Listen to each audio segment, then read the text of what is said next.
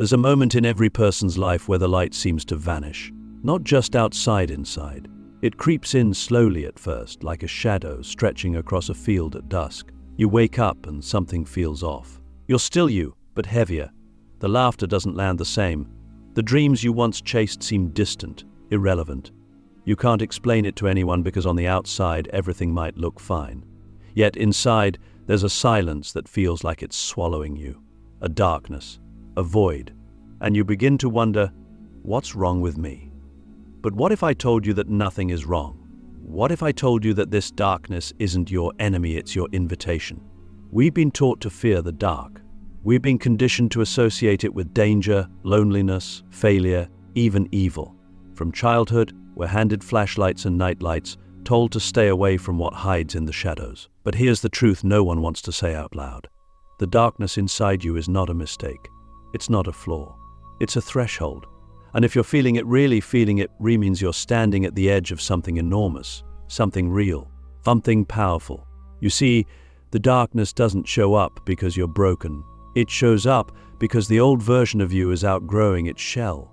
It shows up when the lies you've believed about yourself can no longer survive. It shows up when the mask you've been wearing starts to crack, and the real you, the buried you, the ancient you begins to stir awake. And that awakening? It doesn't begin with bliss, with light, with clarity. It begins in the dark, in the confusion, in the silence no one else can hear. And that's the paradox.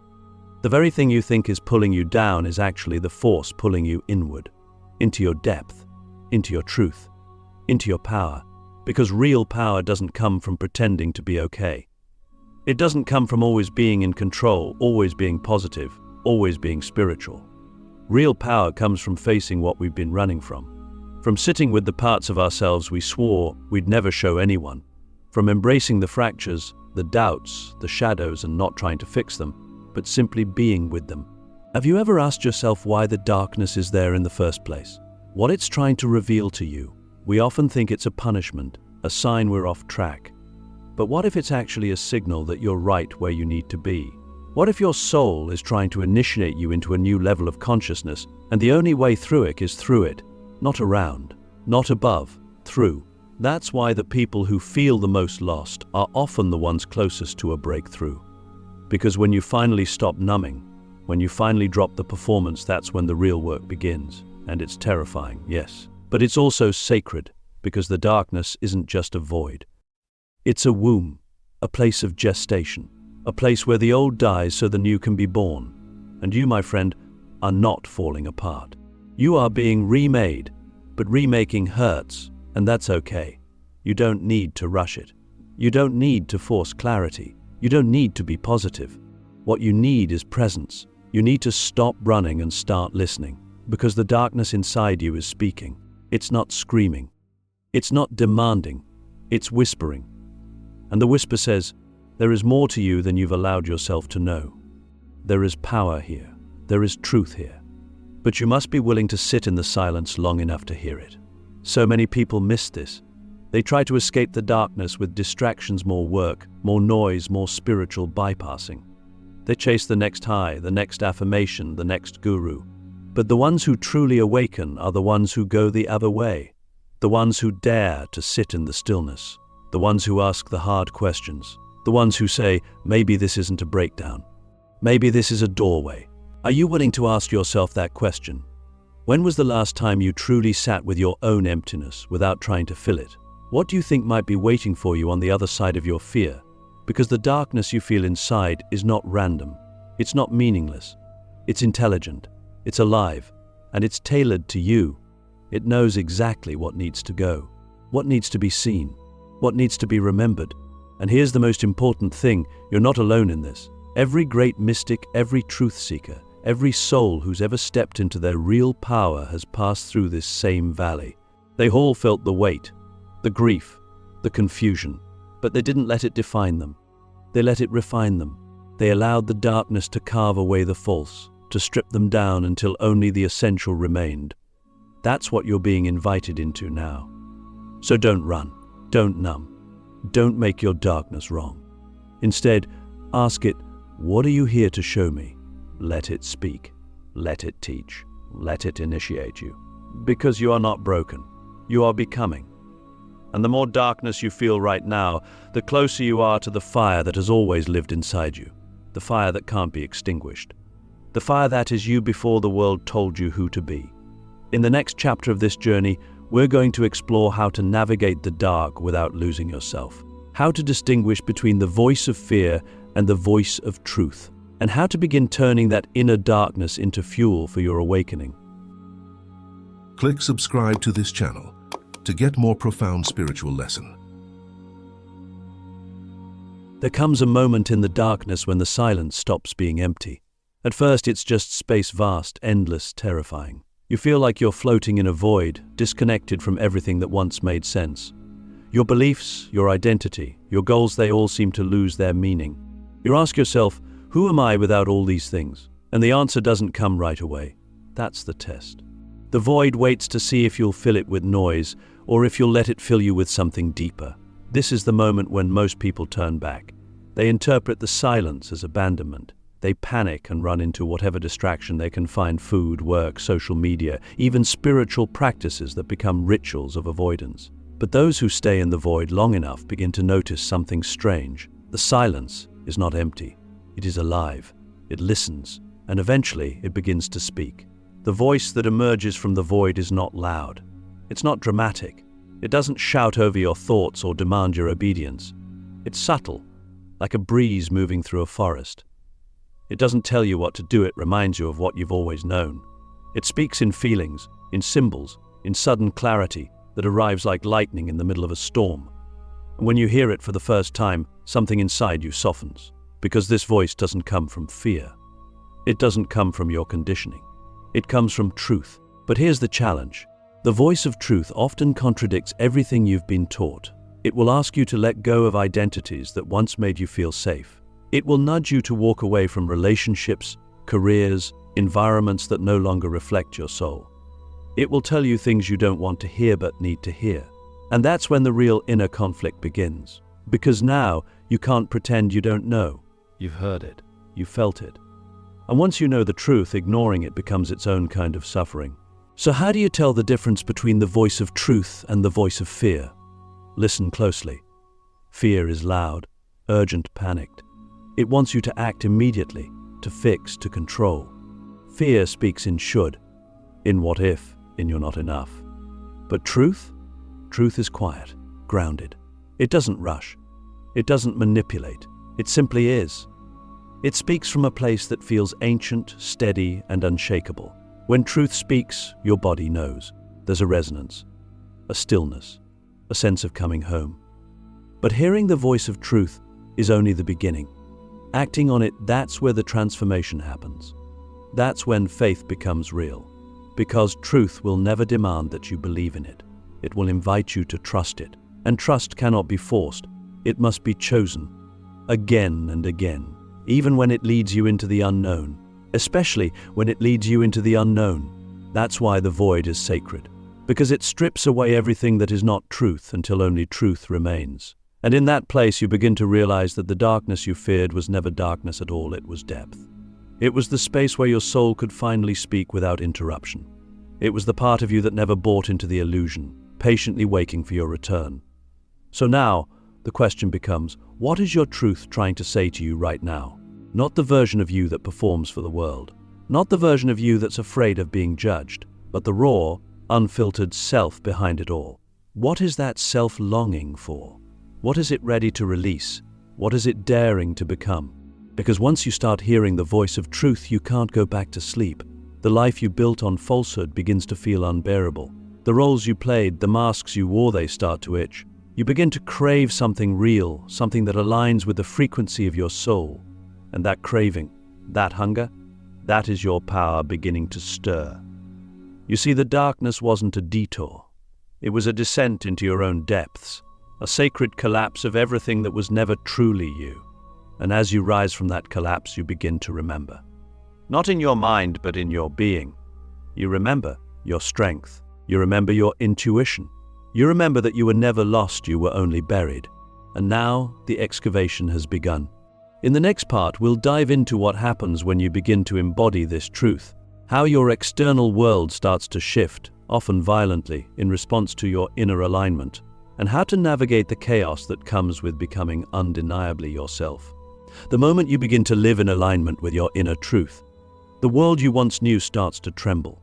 Not because you're doing something wrong, but because everything built on your false self cannot survive the presence of the real you. It's like a frequency shift. The structures, relationships, habits, and identities that were sustained by your unconsciousness begin to fall apart not out of cruelty, but as a necessary response to your evolution. This is the moment many people fear the most, the shattering. And yet, it's also the most sacred phase of your becoming. You see, when you were living in disconnection from your truth, your outer world was a reflection of your survival patterns. You maintained friendships based on who you thought you needed to be. You pursued careers that fit the mold others expected. You made choices to avoid judgment, rejection, or abandonment. And now, as your truth rises, it begins to confront all of that, not with anger, not with blame, but with a quiet, unwavering insistence. This is no longer you. And, if you're honest, you already knew. The signs were always there. The discomfort, the restlessness, the inner knowing that something didn't fit. But now, you can't ignore it anymore. This is where the illusion of control collapses. You may lose relationships that once felt like home. You may feel disconnected from communities that once embraced you. You might find that your job, your goals, even your spiritual practices no longer resonate. And it hurts. It feels like everything you built is crumbling beneath your feet. But here's the truth. It's not your life that's falling apart, it's your lie. And the only thing being destroyed is what no longer serves the person you are becoming. The shattering is not a punishment. It's a clearing, a sacred demolition. Because you cannot build the temple of your true self on the foundation of who you used to pretend to be. And yes, it's messy, it's uncertain, but it's also the most honest thing you've ever experienced. Because for the first time, your outer world is being forced to reflect your inner integrity. And that alignment, while painful at first, is what brings you real peace. But this stage demands courage, deep courage, because everything inside you will want to cling to the familiar. You'll question if you've made a mistake. You'll be tempted to go back to the old roles, the old versions of yourself, just to feel safe. But that safety is an illusion. It was always an illusion. And you know it. The cost of staying small is too high now. The price of betraying yourself is no longer one you're willing to pay.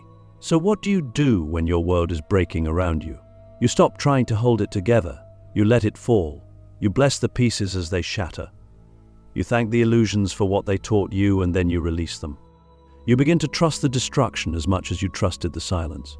You remember that before something new can be born, the old must die. And what's dying is not your future, it's your false past. This is where your true power begins to emerge. Not the kind of power that dominates or performs, but the power that knows, the power that knows, the power that doesn't need to be loud to be felt. The power that says, even in all this chaos, I am still here. And that I, the one that remains when everything else falls, is the real you, the eternal you. The one that cannot be touched by loss or rejection or failure. That self was never created, so it can never be destroyed. And here's something else to remember. Not everyone will understand your transformation. Some will judge you. Some will walk away. Some will try to pull you back to who you used to be. Let them. You're not here to be understood by everyone. You're here to be true. And truth doesn't require a fan club. It requires devotion to yourself, to your soul, to the path that chose you before your mind ever caught up. So ask yourself now, what in your life is trying to fall away? What are you still holding on to out of fear, not love? And what would happen if you finally let it go, not because you're giving up, but because you're growing beyond it? The real question isn't what am I losing? The real question is, what is being revealed? Because the shattering doesn't take from you, it reveals you. And what it reveals is a version of you that no longer needs to pretend, perform, or please. This is the price of becoming. This is the cost of truth. But it is also the gateway to freedom. Because once your life begins to reflect your soul, not your fear, you start to live with a power that can't be faked. A power that doesn't come from what you have, but from who you are. And in that power, you become untouchable, not because nothing can hurt you, but because nothing can own you. In the final part, we'll explore how to rebuild your life from this place of inner power, how to create relationships, work, and purpose that reflect your truth, and how to become a living transmission of the light that was born in your darkest hour. When the dust settles, when the false structures have collapsed and the noise has quieted, you're left standing in an unfamiliar landscape. It's quiet here, not the silence of emptiness, but the silence of space. Space to listen, space to choose, space to finally create, not from fear, not from external expectation, but from the depth of who you really are. This is the moment of rising. Not the dramatic kind that demands applause, but the quiet, grounded rising of someone who has faced themselves and survived, of someone who has walked through their own darkness and emerged not perfect, but true. Rebuilding from this place is unlike anything you've done before, because now you're not building for image, you're not chasing validation, you're not performing for approval. You're creating a life that feels like you, a life that resonates, that supports your nervous system, that reflects your values, that honors your boundaries. And most importantly, a life that doesn't require you to abandon yourself to sustain it. The first step in this kind of rebuilding is honesty. Brutal, unshakable, inward honesty. You must ask yourself, what do I actually want? Not what I was told to want. Not what looks good on paper. Not what will earn me praise, but what truly calls to me. What kind of life would feel like freedom, not performance? What kind of relationships would nourish me, not drain me? What kind of work would bring me alive, not just pay the bills? The answers won't always come fast. They're not supposed to. You're not reinventing yourself, you're remembering yourself. And that remembering takes time. Think of it like tuning an instrument that's been out of pitch for years. Every decision you make now is a note. You try it. You feel it. If it's off, you adjust. If it sings, you follow it. This is not about rushing. This is about aligning, moment by moment, choice by choice. And yes, it will feel strange at first. You may find yourself hesitating before making decisions, because the old autopilot is gone. That's a good sign. It means you're no longer acting from programming. You're choosing consciously now. You're listening to your inner compass rather than the noise of the world. And that compass, it may lead you in directions that surprise you. You might walk away from things others would kill to have. You might simplify your life in ways that confuse those around you. But you'll know. You'll feel the alignment in your body. And that feeling, that deep, grounded yes, is your new guide. Relationships will begin to shift too. You'll attract people who see you not for who you pretend to be, but for who you are. It's not always instant, but it's inevitable. Because when you stop betraying yourself, you stop tolerating being betrayed. You stop settling. You stop shrinking to fit in. And in that space, the right people find you. The ones who resonate with your truth. The ones who don't need you to be anything but you. And those connections, they're rare, they're sacred, and they're worth the wait. Work becomes different as well. Purpose starts to matter more than productivity. Impact means more than income. You begin to ask, how can I serve in a way that lights me up?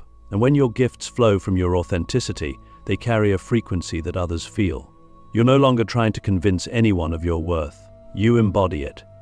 And that embodiment becomes your message. Your presence becomes your offering. You don't need a stage. You don't need a brand. You just need to be real. That's what the world is starving for, realness. And perhaps most importantly, you start to trust yourself again. Not because you never make mistakes, but because now even your mistakes are made in truth. You know how to return to yourself.